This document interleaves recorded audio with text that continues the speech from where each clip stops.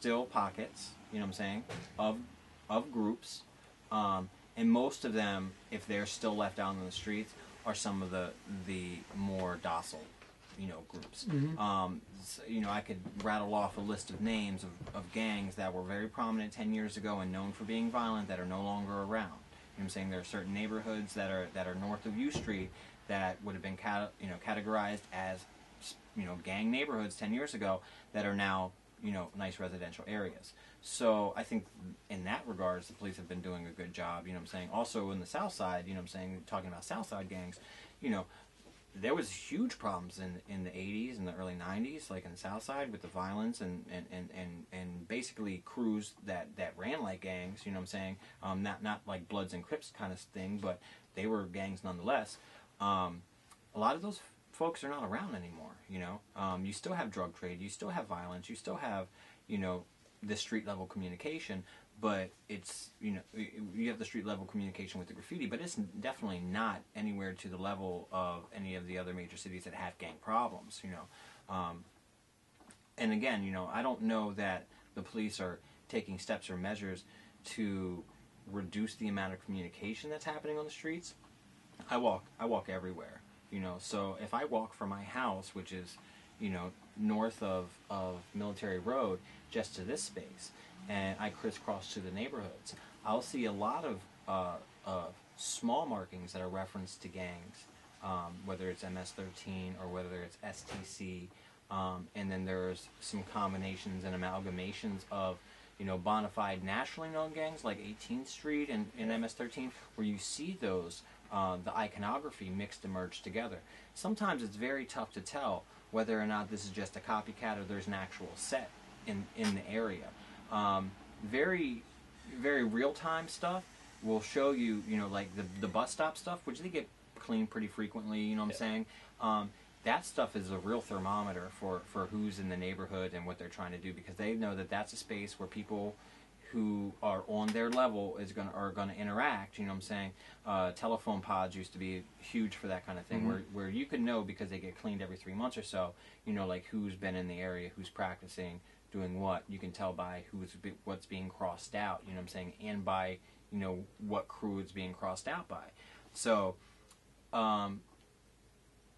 you know, like I said, on my walks, you know, I see a lot of things, you know what I'm saying, but none of it to gauge, you know, you don't see, you know, 187 codes and things like that popping up on the wall.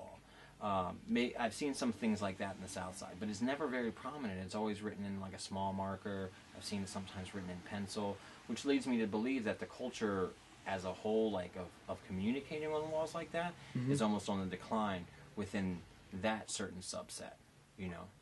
Whereas it's definitely more prominent in kind of like graffiti art, hip hop kind of style. Yeah. You know what I'm saying? That communication is ongoing, you know. The crew and gang graffiti portion of it is definitely drastically reduced, and it's almost kind of overshadowed by these larger, more kind of, you know, bright tags and pieces and stuff that people are doing. So I mean, it's interesting to hear you sort of talk about, you know, like sort of deciphering, you know, the letters and stuff. You know, in my research, you know, I did all this, you know, found all about BK, CK, you know, like the Blood Killer, Crip Killer, all this stuff. You know, so with, you know, your obvious history and, you know, your knowledge base of the history of graffiti, is that something that you are fairly easy, you know, it's fairly easy for you to, you know, when you see a gang piece, you know, you find that you can fairly easily decipher it? Sure. And there's certain iconography that's going to tell you that every time. It means, you know, certain gangs use certain signs. You know, if you can see like a pair of hands written like that, you know it's MS-13. If you see the pitchfork, you know what I'm saying, you're thinking folks. You know what I'm saying, like you see the cross railroad tracks with the different initials, and that's going to, you know, be indicative of like a deeper, further, you know, kind of gang relation. You know what I'm saying, where you see combinations of like the folks and, you know, gangster disciples and, you know, these sort of Midwest crews, you know what I'm saying, that have, or these Midwest gangs that have complicated iconography. If you were to go into some of the, you know, like the Michigan neighborhoods and you know, the Wisconsin neighborhoods and see the kind of gang graffiti that's there, that is almost primarily like, set on iconography that's gang related, that's been passed down for many years. You know what I'm saying? Only certain people are supposed to draw it. They're supposed to know how to draw it. You know what I'm saying? If you're doing it and you're not down with that crew, they'll find you, that kind of situation. You don't see that much here, but you see it pop up. You know what I'm saying? Like I see Pyru graffiti now, which is indicative of like what people call like the original blood sets. You know what I'm saying? Not to be confused with the National Blood Nation. Which is something that, like, you know, rappers like Lil Wayne and Gucci Mane and Jim Jones are all pushing and members of, you know what I'm saying? So there's a differences in the graffiti. And, you know, as gangs have been pushed into kind of like popular culture, which again, we've always had this fascination with the outlaw, you know, whether you're talking about the Wild One with Marlon Brando or you're talking about West Side Story, you know, we have a fascination and a connection with this kind of community grouping and what it means to be a part of that. You know, whether you're talking about a motorcycle club, you're talking about a car club, or you're talking about a football team, we all have our own iconography that we use to discern between groups. You know, and so it is only natural, you know what I'm saying, that those things are always going to be replicated and brought back. You know, because if it's been out there before, in general, it's going to come back, you know. And, you know, you see people using all sorts of stuff. You know, I've seen Latino gangs using swastikas, you know what I'm saying? Like, you know. So, you know, it runs the whole gamut, you know what I'm saying? And some of it's just for shock value, and some of it is, you know, it is actually imparting code. So.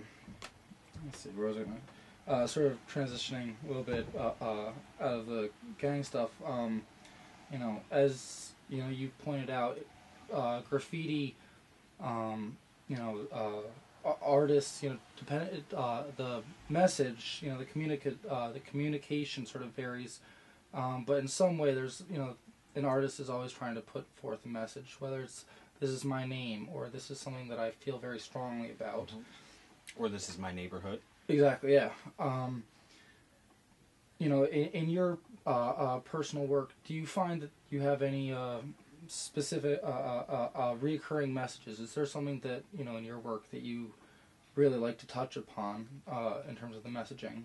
Well, for my own personal work, like, it would be funny if I have a book that, you know, has stuff that, you know, from the first year that I started on up to like 2004, so it would have been a 10-year span. And if you looked at that book, you'd see reoccurring themes, styles of bubble letters, certain characters, you know, letter forms and things like that. And so for me, the reoccurring theme has always been the style, you know, and my desire to learn how to do it properly.